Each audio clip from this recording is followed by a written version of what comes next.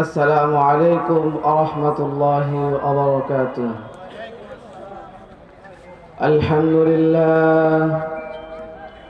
الحمد لله الذي جعل الشمس والقمر بحسبان والنجم والشجر يسجدان وفضل زمانا على زمان كما فضل مكانا على مكان وإنسانا على إنسان ونشهد أن لا إله إلا الله وحده لا شريك له لا ضد له ولا مثل له ولا هد له ونشهد أن سيدنا وسندنا বাম দিকে যারা চেয়ারে বসছেন দয়া করে সামনে আসেন, প্লিজ দয়া করে সামনে বসুন, বক্তাকে কথা বলতে সাহায্য করুন। শেষের দিকে মুরব্বীরা যখন আসবে তারা চেয়ারে বসবে। ومولانا محمدا عبده ورسوله أرسله الله تعالى بالحق بشيرا ونذيرا وداعيا إلى الله بإذنه وسراجا وقمرا منيرا أما بعد فأعوذ بالله من الشيطان الرجيم بسم الله الرحمن الرحيم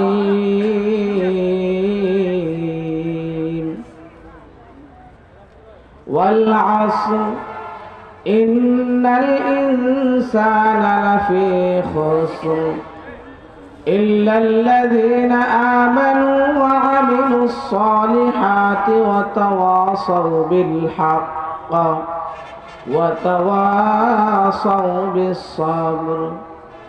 وقال النبي صلى الله عليه وسلم إنما الأعمال بالنيات.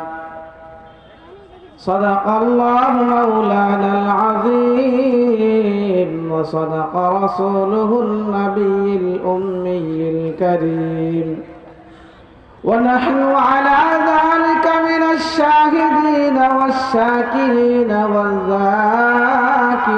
والذاكرين والحمد لله رب العالمين. আলহামদুলিল্লাহ, মহাবলীপুর ডাঙ্গাপাড়া জামে মসজিদের উন্নয়ন কল্পে তাফসীরুল কোরআন মাহফিলের সম্মানিত সভাপতি, প্রধান অতিথি, বিশেষ অতিথিবৃন্দ, সম্মানিত মুসলমান ভাইয়েরা, আমরা সর্বপ্রথম আল্লাহ রাব্বুল আলামিনের দরবারে শুকরিয়া জ্ঞাপন করছি যে মহান রব্বুল আলামিন আমাদেরকে দয়া করে মায়া করে এই জান্নাতের বাগানে আসার এবং বসার তৌফিক দান করলেন। এই জন্য আল্লাহ রাব্বুল আলামিনের দরবারে শুকরিয়া আদায় করে সকলে বলে আলহামদুলিল্লাহ। লক্ষ কোটি দরুদ ও সালাম বর্ষিত হোক নবিকুলার সরদার সৈয়দুল মুরসালিন ইমামুল মুরসালিন জনাব মুহাম্মদুর রাসূলুল্লাহ সাল্লাল্লাহু আলাইহি ওয়া আলিহি ওয়াসাল্লামের উপর।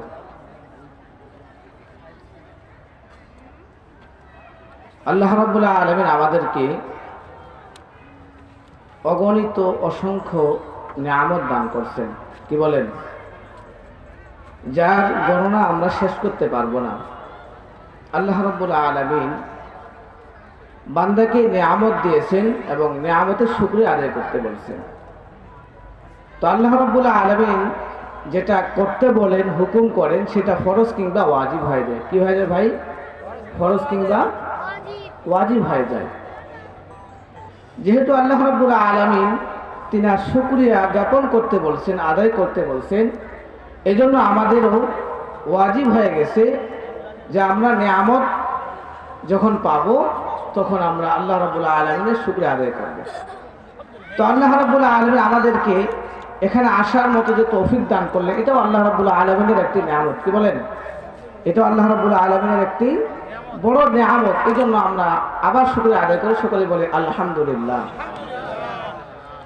আল্লাহ রাব্বুল আলামিন বান্দাকে যত ধরনের নিয়ামত দান করছেন, সব ধরনের নিয়ামতের শুকরিয়া বান্দার জন্য করা ওয়াজিব। সব ধরনের নিয়ামতের শুকরিয়া আদায় করা বান্দার জন্য ওয়াজিব। এক এক জিনিসের এক এক রকম শুকরিয়া হয়ে থাকে। জানের শুকরিয়ার তরিকা হবে একরকম, মালের শুকরিয়ার তরিকা হবে আরেক রকম, জ্ঞানের শুকরিয়া তরিকা হবে আরেক রকম। এইভাবে স্তর ভেদে আল্লাহ রাব্বুল আলামিন যে পর্যায়ে আপনাকে নিয়ামত দান করবে, সেই পর্যায়ে আপনাকে নিয়ামতের শুকরিয়া আদায় করতে হবে। এতটুকু আপনাকে শুকরিয়া আদায় করতে হবে, এটা বান্দার জন্য ওয়াজিব। বান্দার জন্য কি ওয়াজিব। তো আল্লাহ রাব্বুল আলামিন আমাদেরকে নিয়ামত দান করছেন। আল্লাহ রাব্বুল আলামিন সূরা ইব্রাহিমের মধ্যে আল্লাহ তাআলা বলেন, ওয়া ইন তাউদ্দু নি'মাতাল্লাহি লা তুহসুহা। বান্দা, আমি তোমাকে যা নিয়ামত দান করেছি, তুমি যদি আমার নিয়ামতকে গণনা করতে শুরু করো, আমি আল্লাহ রাব্বুল আলামিনের গণনা করতে যদি শুরু করো, লেখা শুরু করো, তোমার গণনা শেষ হয়ে যাবে, লেখা শেষ হয়ে যাবে, তথাপি আমি রাব্বুল আলামিনের শুকরিয়া কখনো শেষ হবে না। সুবহানাল্লাহ।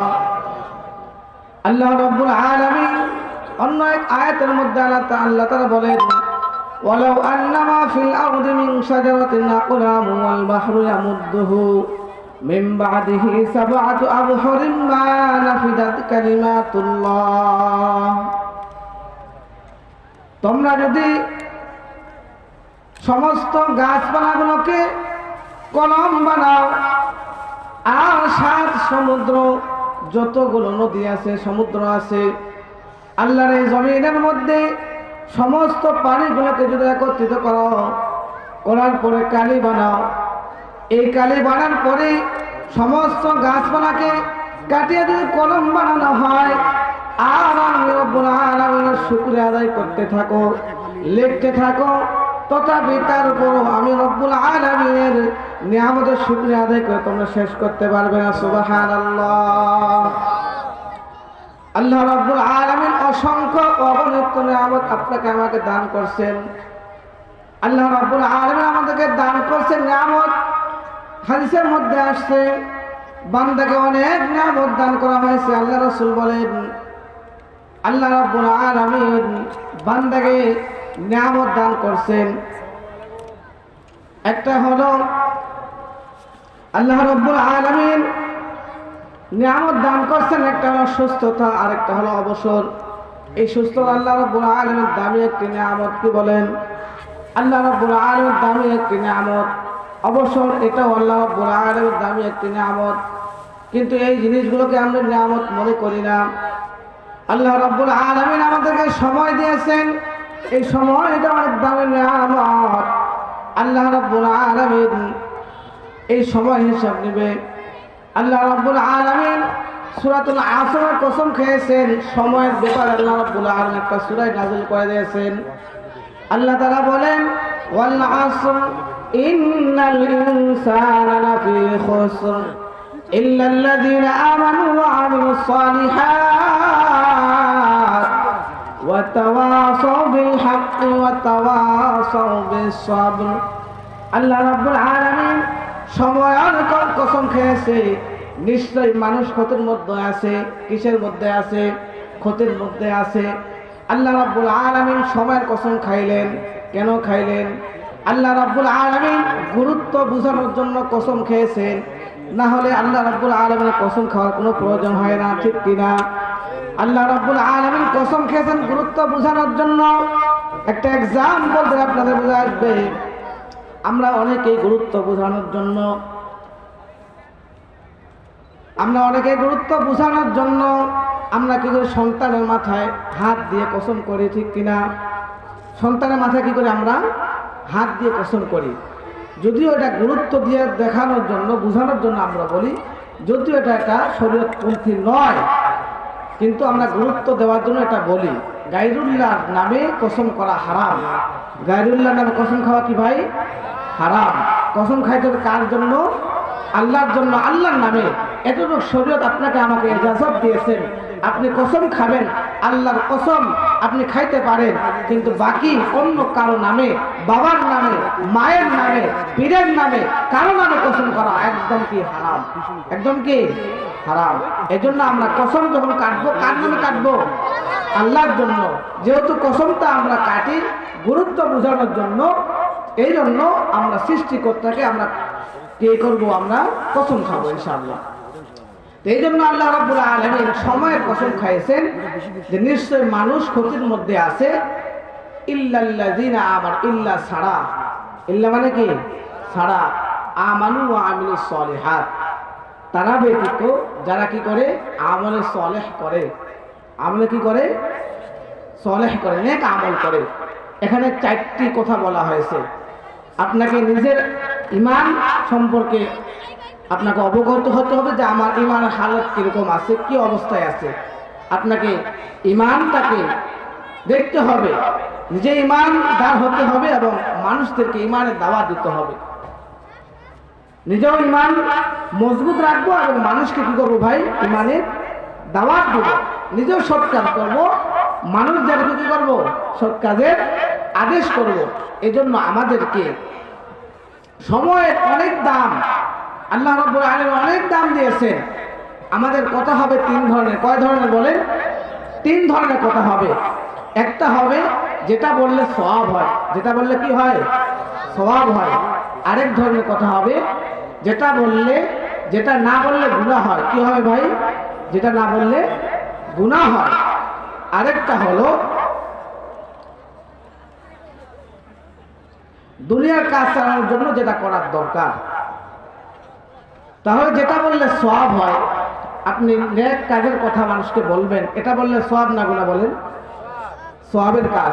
আপনি একজন মানুষকে যদি বলেন যে ভাই চলেন আজান দিয়েছে নামাজে যাই, এটা বললে আপনার বোঝাও কমে গেল, আপনার কি সওয়াবও হলো, ঠিক কিনা?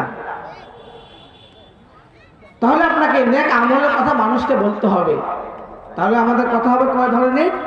3 ধরনের। একটা হলো যেটা বললে সওয়াব হয়, এই হলো এক ধরনের। 2 নম্বর হলো যেটা না বললে গুনাহ হয়, পাপ হয়। অর্থাৎ একজন মানুষ অন্যায় কাজ করতেছে, পাপ কাজে জড়িত আছে, আপনি দেখতেছেন, আপনি স্বচক্ষে দেখতেছেন, কিন্তু আপনি অন্যায়ের প্রতিবাদ করতেছেন না। তাহলে আপনি যদি সেখানে প্রতিবাদ না করেন, অন্যায়ের প্রতিবাদ যদি না করেন, তাহলে আপনার সেখানে কি হবে? গুনাহ হবে। এজন্য আপনাকে অন্যায়ের প্রতিবাদ করতে হবে। আরেক হলো দুনিয়ার কাজ চালানোর জন্য আপনাকে কথা বলতে হবে। আপনি যদি এখন কথায় বলা বন্ধ করে দেন, দোকান খুলে বসে আসেন, একজন মানুষ ক্রেতা আসলো, ভাই চিনি নিব, চিনির দাম কত? আপনি যদি এখন ওই হাদিসে আলোকে একটা হাদিস আছে, মাংস মাতানা যা, যে চুপ থাকে সে নাজাত পায়। এখন আপনি যদি ওই হাদিস এখানে ফলো করেন যে চুপ থাকলে কি হয়? নাজাত হয়, তাহলে দোকানে চুপ থাকলে তো নাজাত হবে না। কি বলেন? অবস্থা হয়নি কিছু সময় কি এই হাদিসের আলোকে সেটা আমল করতে হবে। তো আমাদের কথা হবে কয় ধরনের ভাই? 3 ধরনের। একটা হলো কি যেটা বললে কি হবে? সওয়াব হবে। আরেকটা হবে যেটা না বললে কি হবে? গুনাহ হবে। আরেকটা দুনিয়ার কাজ চালানোর জন্য যেটা করার দরকার সেটা আমাদের কি করতে হবে? করতে হবে। পারবো তো ইনশাআল্লাহ? এজন্য আমাদের সময়ের গুরুত্ব দিতে হবে। কি দিতে হবে? সময়ের গুরুত্ব দিতে হবে। আরেকটা পয়েন্ট বলে আমি শেষ করে দেব 2-1 মিনিটে। আমরা এখানে আসছি, আমাদের দুনিয়াতে আল্লাহ রাব্বুল আলামিন পাঠাইছেন। আমরা যদি 3টা জিনিসকে ফলো করি তাহলে ইহজগতে এবং পরজগতে আমরা ইনশাআল্লাহ লাভবান হতে পারবো। কে যে বলবো ভাই, লাভবান হতে পারবো। এক নম্বর হলো আমরা এখানে কেন আসছি, আমরা এখানে কেন আসছি। আমরা যদি দুনিয়ার মধ্যে চিন্তা করি যারা ইমানদার আছে যে আল্লাহ রাব্বুল আলামিন আমাকে কেন পাঠাইছেন, তাহলে অ্যান্সার আসবে কি, ওমা খলাকতুল জিন্না ওয়াল ইনসা ইল্লা লিয়াবুদুন। আল্লাহ রাব্বুল আলামিন আমাকে পাঠাইছেন তার ইবাদত করার জন্য, গোলামি করার জন্য। দুই নম্বর হলো আমি কি করতেছি। আপনি যদি চিন্তা করেন যে আল্লাহ গোলামি করার জন্য আমাকে পাঠাইলো, আমি যদি গোলামি না করি আল্লাহর আদালতে আমাকে জবাবদিহিতা করতে হবে, আমার কি হবে? আমি কি সেই পর্যায়ে আছি? আরেকটা হলো ভবিষ্যতে আমার কি হবে। আপনি যদি চিন্তা করেন যে আমি আল্লাহর হুকুম মতো, রসুলের দেখানো পথ মতো যদি আমি না চলি, তাহলে আল্লাহর কাছে আমি আসামি হয়ে যাব এবং আল্লাহর কাছে আমাকে ধরা খাইতে হবে, না জেনে আমাকে জাহান্নামের ফয়সালা হয়ে যায়। এই জন্য আমাদেরকে তিনটা মূল পয়েন্ট রাখতে হবে, আমি কেন আসছি, কি করতেছি এবং ভবিষ্যতে আমার কি হবে। এই তিনটা টপিক যদি আমরা মনে রাখতে পারি তো ইনশাআল্লাহ দুনিয়ার লাইনেও যদি কেউ মনে রাখে এইভাবে এবং আখিরাতের লাইনেও, উভয় লাইনে আমরা ইনশাআল্লাহ কামিয়াব হাসিল করতে পারবো। আল্লাহ রাব্বুল আলামিন আমাদের সকলকে সময়ের জন্য আমরা গুরুত্ব দিতে পারি, আল্লাহ তাআলা তৌফিক দান করুক। ওয়া আখিরু দাওয়ানা আলহামদুলিল্লাহি রাব্বিল আলামিন। আসসালামু আলাইকুম ওয়া রাহমাতুল্লাহি ওয়া বারাকাতুহু।